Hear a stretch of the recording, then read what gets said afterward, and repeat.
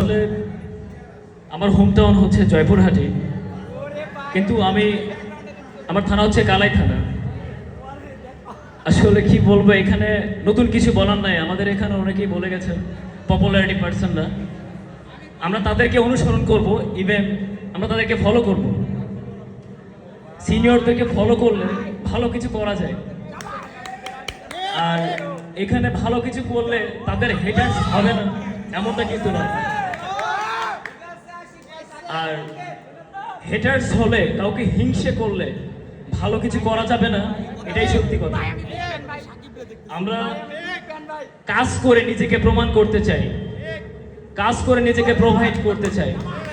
এই নয় আমি একটা মুখে বলবো সেই কথাটাই হচ্ছে অনেক জায়গায় গিয়ে দাঁড়াবে, এমনটা কিন্তু নয়। তাই আমি বলি, আমি ছোট একটা মানুষ, আমার এই কন্টেন্ট ক্রিয়েটর নতুনভাবে শুরু করতে যাচ্ছি আমি।